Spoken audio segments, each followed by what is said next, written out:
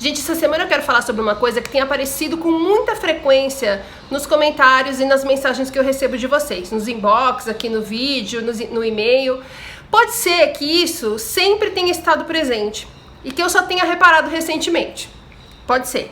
Por que eu só comecei a reparar recentemente? Provavelmente porque foi uma coisa que eu também, da qual eu também me toquei recentemente. E aí é que nem quando a gente vai comprar um carro, né? Você quer, eu quero aquele carro ali da cor tal. Começa a aparecer esse carro em todos os lugares que você vai. Parece que eles estavam todos trancados na garagem e aí na hora que você decidiu que você quer comprar aquele carro um dia, soltam todos pela rua, né? Então pode ser isso. Na hora em que eu me toquei, eu comecei a perceber isso nos comentários. De qualquer forma, eu acho uma coisa muito importante, eu acho fundamental, na verdade, pra gente baixar um pouco esse nível de estresse que a gente acaba produzindo pro nosso corpo. Só lembrando, né, o estresse é emocional, então a gente produz estresse pro nosso corpo e aí a consequência física desse processo são os sintomas que a gente tem, que é o burnout, a fadiga de adrenal. E não adianta nada a gente fazer tratamento médico, mesmo o tratamento médico ortomolecular, que é o que eu considero eficiente no caso de burnout, se a gente continua gerando estresse para o nosso corpo o tempo todo. Enquanto a gente está gerando estresse para o nosso corpo, a gente está colaborando com a doença e não com a recuperação. Então isso eu acho fundamental para a gente baixar um pouco a carga de estresse que a gente produz no nosso corpo e dar um gás na recuperação. Para de enrolar, Roberta, e fala o que é. Eu tenho visto muitos comentários sobre o desrespeito e a falta de empatia que a gente tem das pessoas ao nosso redor. O que é uma verdade, eu já falei isso aqui em vários vídeos, todos nós sabemos que isso é a mais pura verdade, não é vitimismo e não é mimimi. As pessoas realmente não entendem, estão carregadas de preconceito, a psicofobia está aí, entendem burnout como sendo uma coisa um pouco diferente do que é, e isso dá uma carga de preconceito e, portanto, de groselha que a gente ouve muito maior. Porém, tem uma coisa que é a seguinte, a forma como a gente lida com isso. Porque, gente, as pessoas escrotas e cuzonas, elas vão continuar existindo até o fim dos tempos e elas vão estar em todos os lugares, no nosso trabalho, na loja que a gente vai, no supermercado, na portaria do nosso prédio, nosso vizinho, dentro da nossa casa, nosso vizinho, eventualmente um namorado ou uma namorada, um amigo que a gente descobre que não é tão amigo, um parente.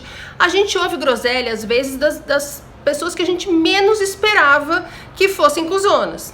E aí a nossa tendência é focar na injustiça disso. De falar, poxa, tudo que eu tô passando ainda preciso sofrer com a falta de informação, de empatia das pessoas, a falta de generosidade, a falta de respeito, né? Então, por exemplo, eu tô aqui na minha casa, vou dar um exemplo, quer ver? Eu não vou falar o nome das pessoas, tá? Mas ela fez um comentário e no final ela colocou assim: mas ninguém entende que às vezes ou sempre a TV me incomoda, as conversas me incomodam. Você quer silêncio e fazem o oposto. É muito triste. E é muito triste mesmo. Desrespeito em qualquer forma, com qualquer pessoa, é muito triste. Então, assim, a gente sabe o que é estar com o nível de fadiga que nós estamos, a gente fica assustado, a gente fica deprimido, é tudo muito complicado, é tudo muito longo. A gente, quando chega a um burnout, está completamente fragilizado, está desesperado, está surtado, está desequilibrado. E além de tudo, na hora da recuperação, a gente não pode contar com a colaboração de ninguém, muitas vezes incluindo aí médicos e terapeutas. A gente se sente extremamente sozinho. Então, assim, não poder contar com a colaboração das pessoas que estão à nossa volta é realmente triste. Só que aí a gente tem duas formas de encarar isso. Forma número 1, focar na injustiça, no comportamento dessas pessoas, sofrer com a falta de empatia que você está recebendo, ser contaminado por uma irritação, por uma raiva, por um ódio, por uma tristeza muito grande. Toda vez que você percebe que as pessoas estão ignorando as suas necessidades, as suas vontades, tudo que você fala, tudo que você explica, parece que é pro ar. E a gente vai ficando mais triste, mais revoltado, a gente vai ficando mais deprimido e a gente vai ficando mais estressado. Porque a gente está vindo de anos dessa sensação de que as pessoas não ajudam a gente, de que a gente não está dando conta porque o fardo está muito pesado em cima da gente. porque a gente não tem a colaboração das pessoas, porque o mundo é injusto e duro. A gente já vem com esse pensamento. Na hora em que a gente encontra uma situação familiar, de amigos, de médicos, enfim, à nossa volta das pessoas que não colaboram, é como uma extensão do que a gente já estava passando no trabalho. As pessoas não me ajudam aqui no trabalho e agora eu estou doente, as pessoas não me ajudam aqui em casa. Ou seja, você continua com o mesmo nível de estresse que você estava nos anos anteriores que te deixaram doente. O que você acha que vai acontecer? Você vai continuar doente, vai até piorar se isso perdurar por muito tempo. A outra forma de você olhar isso eu já falei aqui, vou achar o vídeo, vou colocar aqui em cima, é você perguntar, para que eu tô passando por isso? Porque, gente, tudo o que acontece na nossa vida é a nosso favor. Eu sei que isso não faz sentido para muita gente que está ouvindo, como não fez para mim por muito tempo. Se alguém falasse isso para mim, eu ia ter vontade de socar a pessoa, talvez você esteja com vontade de me socar. Fique à vontade, soque o seu celular, porque eu tô aqui protegido. Mas tudo o que acontece é pra gente aprender. O burnout em si, que todo mundo vê como um castigo, como um azar, como um fardo, é uma oportunidade, e eu também falo muito isso aqui. A gente estava com uma vida infeliz, a gente estava frustrado, a gente estava estressado, a gente estava sem propósito, e a vida resolveu dar esse chacoalhão na gente para que a gente ache de novo dentro da gente a nossa força, os nossos sonhos, as nossas vontades. E eu sei que por um período da recuperação isso é absolutamente sem sentido e impossível, porque você fala, desculpa, você é louca, olha o que eu tô sofrendo, eu não mereço. Mas não é uma questão de merecimento, ou até é, porque você não merece a vida que você estava tendo, você não merece ser infeliz o tempo inteiro como você tava, como eu tava. A gente merece ser feliz, só que para ser feliz a gente precisa perceber que a gente estava fazendo tudo errado. E pra gente perceber e ser obrigada a mudar, é que a gente tem um sacolejo deste tamanho que é um burnout, que é um tsunami na vida da pessoa. Eu vou contar uma história, que é uma coisa que minha mãe estava fazendo, que sempre fez, na verdade. Eu sou filha única e minha mãe é ansiosa, não tô julgando porque eu também sou. Então, quando a gente me viu nessa situação de burnout, com o nível de fadiga que eu tinha, com o tanto que eu passava mal, naturalmente ela ficou mais ansiosa e mais preocupada. E eu tava com uma dificuldade absurda de dormir. Fiquei 2 anos e meio com uma dificuldade absurda para dormir. Então, eu mais não dormia do que eu dormia. E não dormir o suficiente, não dormir o tanto de horas que eu estava precisando dormir, ainda significa que eu vou passar mal o dia inteiro. E aí, eu morava no mesmo prédio dela. Vira e mexe, ela subia, abria a porta, me acordava. Rô, tá tudo bem? Eu acordava e falava, tá, por quê? Não, porque já tá tarde, você não acordou ainda? Quer dizer, eu tinha demorado muito para dormir. E a hora em que ela me acordava achando que tinha acontecido alguma coisa, porque eu tava dormindo há 28 horas, eu tava dormindo há 4 horas. Só que eu não conseguia dormir de novo depois que eu era acordada por algum barulho, por alguma coisa que não fosse o natural do corpo. Então, eu passava mal o dia inteiro quando ela fazia isso. E eu reclamava e ela falava, não, eu sei que você vai ficar brava, mas tudo bem, porque pelo menos eu tô tranquila. Gente, isso é a definição da falta de respeito. Só que assim, ela não faz por maldade, é excesso de zelo, é excesso de amor, é excesso de preocupação. Então, a minha vida toda, quando ela fazia uma coisa assim, tudo bem que o efeito nunca foi tão grave, porque no burnout a gente fica com a saúde pior, mas eu me sentia desrespeitada e eu não falava nada. Porque eu me sentia a filha mais ingrata do mundo. Gente, o iPhone me parou pra falar que tava cheio. Bom, voltando.